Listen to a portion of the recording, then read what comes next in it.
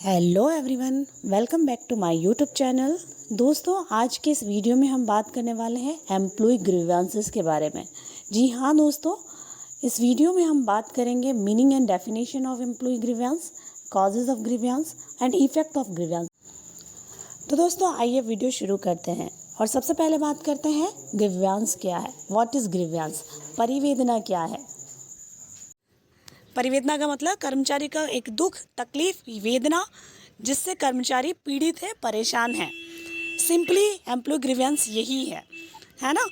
कुछ लोग जो है ग्रीवेंस को एक डिसकंटेंट भी कहते हैं, डिससेटिस्फेक्शन कहते हैं कि ग्रीवेंस की शुरुआत जो है वो डिससेटिस्फेक्शन से होती है।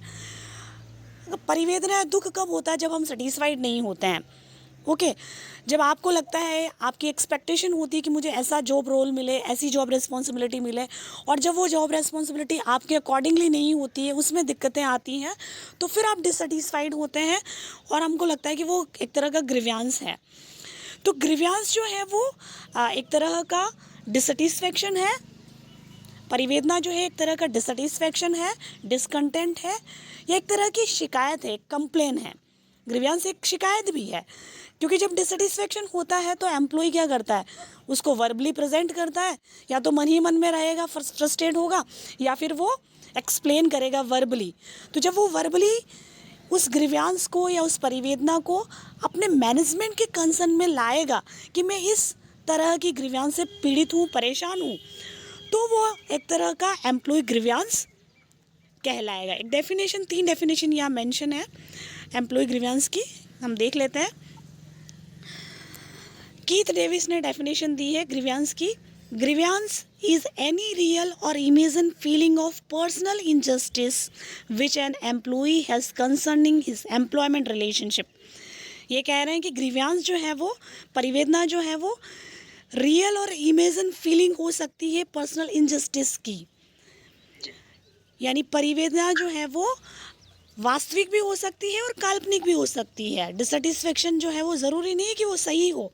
एम्प्लॉय को ऐसा फील होता है कि मेरे साथ में इनजस्टिस हो रहा है, पर्सनली इनजस्टिस किया जा रहा है, मैनेजमेंट ने वास्तव में किया है या नहीं किया ये नहीं मालूम। तो वो ग्रीवेंस जो है वो रियल भी हो सकता है, काल्पनिक यानी इमेजिन भी हो सकता है। लेकिन उस काल्पनिक वाली जो फीलिंग है उसमें एम्प्लॉय को ऐसा फील होता है कि उसके साथ में कुछ अन्याय हो रहा है, और वो जो इनजस्टिस है which an employee has concerning his employment relationship, वो अन्याय वाली जो फीलिंग है वो उस एम्प्लॉय के एम्प्लॉयमेंट रिलेशनशिप से रिलेटेड होती है।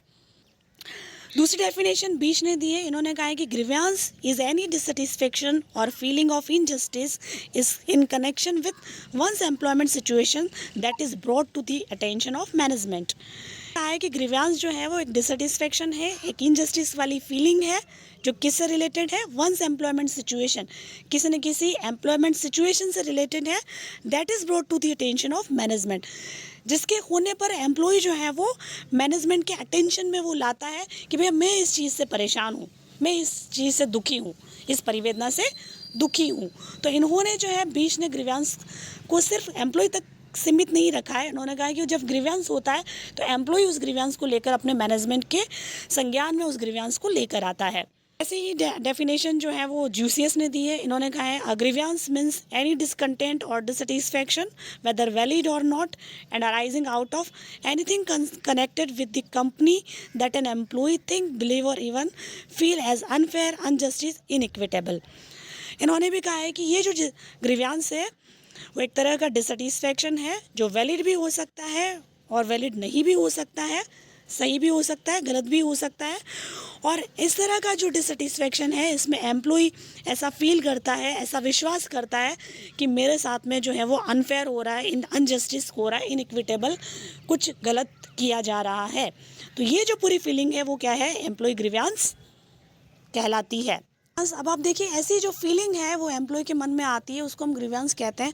और ऐसा ग्रीवेंस जो है वो किसी भी ऑर्गेनाइजेशन के ग्रोथ के लिए अच्छा नहीं है, क्योंकि ग्रीवेंस की सिचुएशन में नॉट ओनली एम्प्लॉय इन्फ्लुएंस होता है बल्कि मैनेजमेंट पर भी उसका बहुत ज़्यादा इम्पैक्ट होता है, उसके काम पर और उसकी प्रोडक्टिविटी पर भी उसका बहुत ज़्यादा इफेक्ट होता है।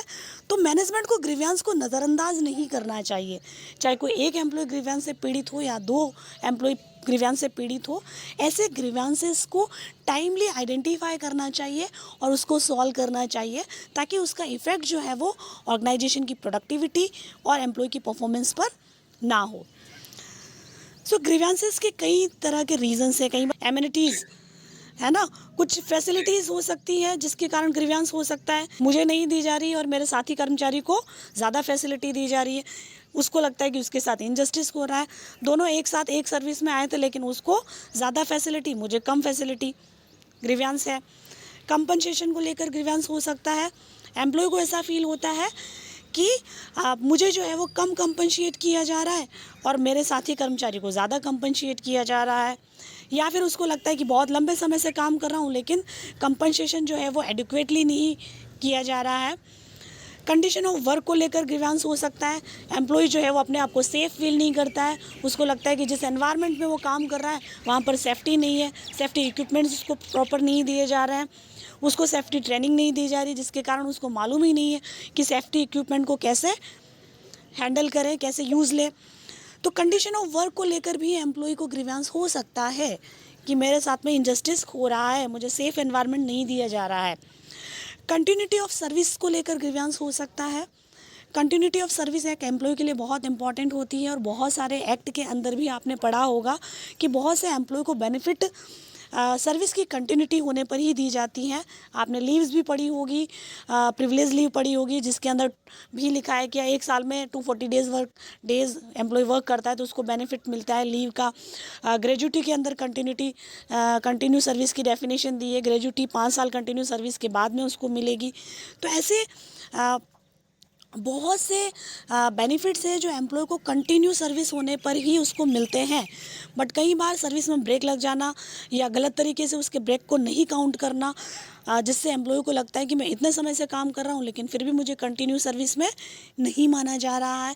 तो ये उस एम्प्लॉय के लिए जो है वो ग्रीवियंस हो सकता है कि मेरे साथ में इंजस्टिस हो रहा है।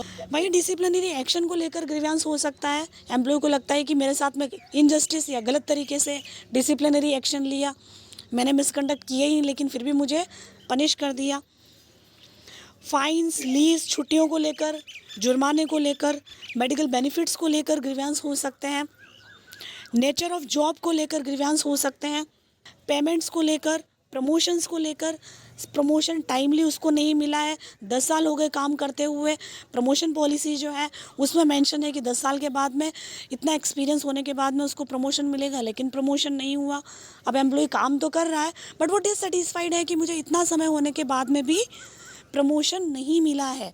तो वो एम्प्लॉय के लिए तो खतरनाक है ही, लेकिन ऑर्गेनाइजेशन के लिए भी ग्रीवियंस से पीड़ित एम्प्लॉय अगर उनकी ऑर्गेनाइजेशन में ज़्यादा है तो उस ऑर्गेनाइजेशन के लिए भी वो खतरनाक है। मतलब मैनेजमेंट को शॉर्ट टर्म बेनिफिट नहीं देखना चाहिए कि अभी हमने कुछ समय नहीं दिया तो हमको फ़ायदा हो जाएगा। लॉन्ग लास्टिंग मैनेजमेंट को भी उसका इम्पैक्ट फेस करना पड़ेगा।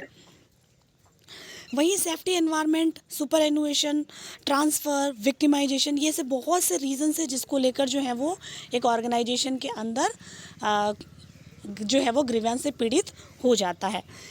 तो ये सारे ग्रीवियंसेस के रीज़न है कि क्यों एक ऑर्गेनाइजेशन के अंदर ग्रीवियंस होते हैं। इंडस्ट्री में जब ग्रीवियंस होता है तो उसका इफ़ेक्ट क्या होता है? डेफिनेटली उसका इफ़ेक्ट होता ही है loss of interest in work, काम पर जो वर्क करने का जो इंटरेस्ट है उसमें कमी हो जाएगी। पुअर क्वालिटी ऑफ प्रोडक्शन की क्वालिटी डाउन हो जाएगी क्योंकि वर्कर का मन ही नहीं लगता है काम करने में। लो प्रोडक्शन करेगा, जितनी प्रोडक्टिविटी देनी चाहिए उतनी प्रोडक्टिविटी वो नहीं देगा क्योंकि वो परेशान है अपने ग्रीवियंस को लेकर। इंक्रीज इन वेस्टेज और कॉस्ट, वेस्टेज ज़्यादा होगा जब काम पे ध्यान ही नहीं देगा, फोकस ही नहीं करेगा तो वेस्टेज ज़्यादा होगा। प्रोडक्ट जो डिसिप्लिन भी होगा ही। जब ग्रीवियंस होगा तो डेफिनेटली एम्प्लॉय काम पर फोकस नहीं करेगा, केयरलेस हो जाएगा, लापरवाही करेगा और उसके बाद में वो नियम जो डिसिप्लिन के बने हुए उन डिसिप्लिन के रूल्स को फॉलो नहीं करेगा, जिससे अनरेस्ट होगी, अशांति होगी और इंक्रीज इन एक्सीडेंट भी बढ़ेंगे, है ना। एक्सीडेंट कब होता है? जब हम फोकस नहीं करते हैं। इंडस्ट्री के अंदर भी बहुत ध्यान रखने की बात है, एम्प्लॉय के लिए स्पेशली। माइंस इंडस्ट्री जहाँ पर मैन्युफैक्चरिंग का काम होता है, वर्कर मशीनों पे काम करता है, माइनिंग के अंदर अंडरग्राउंड में जाता है, वहाँ पर तो सेफ्टी और प्रिकॉशन रखना और भी ज़रूरी है। और वर्कर खुश होगा, हैप्पी फील करेगा, फोकस्ड होगा, तो वो सही से काम पर तो ध्यान देगा ही, साथ में सेफ्टी का भी ध्यान रख पाएगा।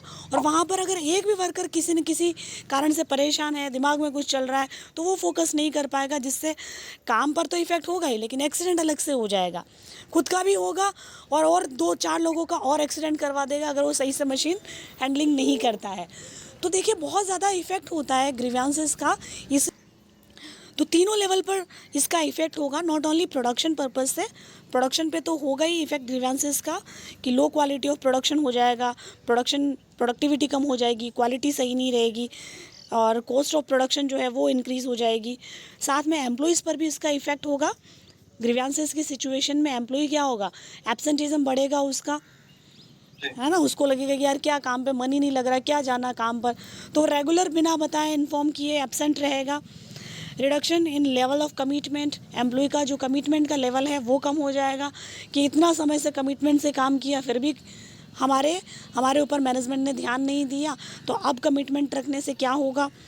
इंक्रीज़ इन एक्सीडेंट उसका खुद का भी हो सकता है एम्प्लॉय का और दूसरे एम्प्लॉय का भी हो सकता है अगर वो ग्रीवेंस से पीड़ित हैं। Reduce level of employee morale, employee का जो मनोबल है वो कम हो जाता है, ऐसी निराशा की भावना से प्रभावित हो जाता है, तो डेफिनेटली उसका इफ़ेक्ट उसके मन पर तो होता ही, लेकिन काम पर भी उसका इफ़ेक्ट होता है। और साथ ही लास्ट इफ़ेक्ट है ऑन मैनेजर्स पे क्या इफ़ेक्ट होता है, स्ट्रेंथ सुपरविज़न। ग्रीवेंस होंगे तो मैनेजमेंट को क्या करना पड़ेगा, ज़्यादा सुपरविज़न करना पड़ेगा, और जो सुपरवाइज़र और जो सबॉर्डिनेट रिलेशनशिप है वो और ख़राब हो सकते हैं। Need for increase supervision increase करना पड़ेगा, बहुत ज़्यादा कंट्रोल रखना पड़ेगा, बार बार आपको एम्प्लॉय के काम को जाकर चेक करना पड़ेगा, बार बार आपको ऑर्डर्स निकालने पड़ेंगे कि डिसिप्लिन तोड़ दिया है, चलो एक्शन लीजिए इनके ऊपर, है ना, बार बार फॉलोअप करना पड़ेगा, आपको बहुत ज़्यादा ट्रेनिंग्स देनी पड़ेगी एम्प्लॉयज़ को, और उससे इंक्रीज़ इन अनरेस्ट भी होगा, अशांति तो होगी ही जब ये सारी चीज़ें मैनेजमेंट को करनी पड़ेगी, तो इंडस्ट्री में डेफिनेटली अनरेस्ट होगी। तो ग्रीवेंसेस का इफ़ेक्ट जो है वो इंडस्ट्री की पीस पर भी होगा और इंडस्ट्री रिलेशन तो ख़राब होंगे ही अगर ग्रीवेंसेस को हैंडलिंग नहीं किया गया।